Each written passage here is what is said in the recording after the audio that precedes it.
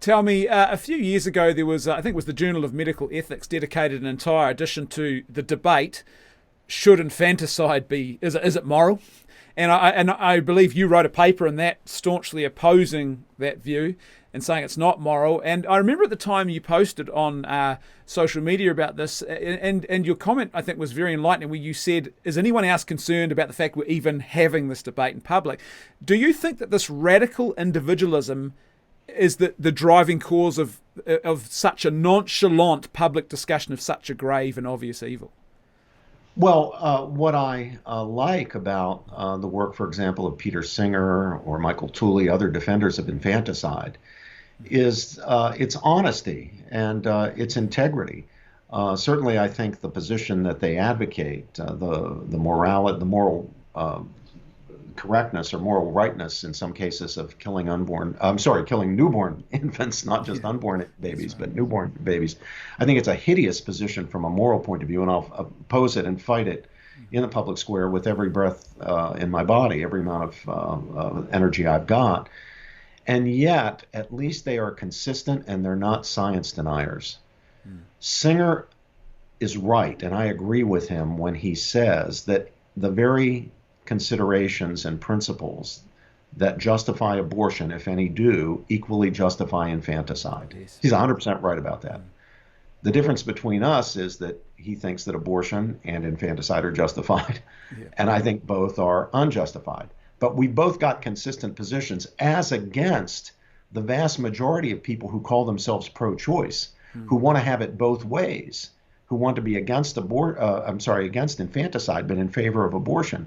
Well, when I tell them that's inconsistent, they won't listen to me, but maybe they'll listen to Peter Singer, who's a fellow supporter of abortion, because he's telling them the truth. The other thing is someone like Peter, or is my colleague here at Princeton, and I know well, or Michael Tooley, or the others who defended abortion in that defended infanticide in that issue of the Journal of Medical Ethics that you're talking about. The other good thing about them is they're not science deniers.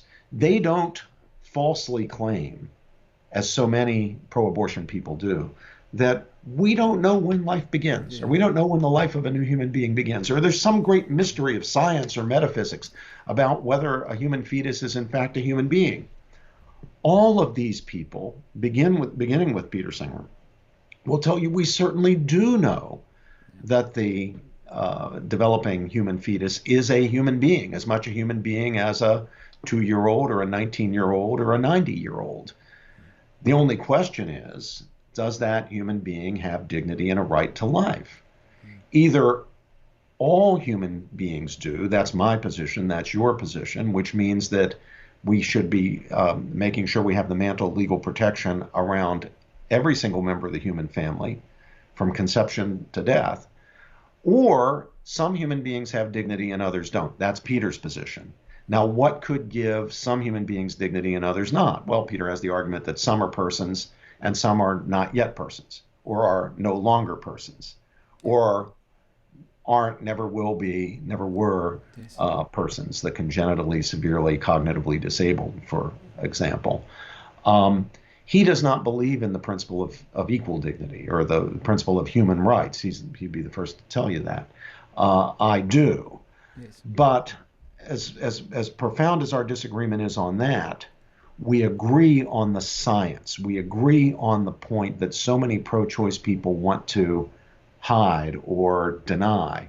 And that is, as a matter of fact, every child from the very earliest developmental stage, beginning in the earliest embryonic stage, is a living member of the species Homo sapiens, is a human being. There is no mystery here about what it is that is developing in mom's womb. Yeah. That is a human child, a member of the human family.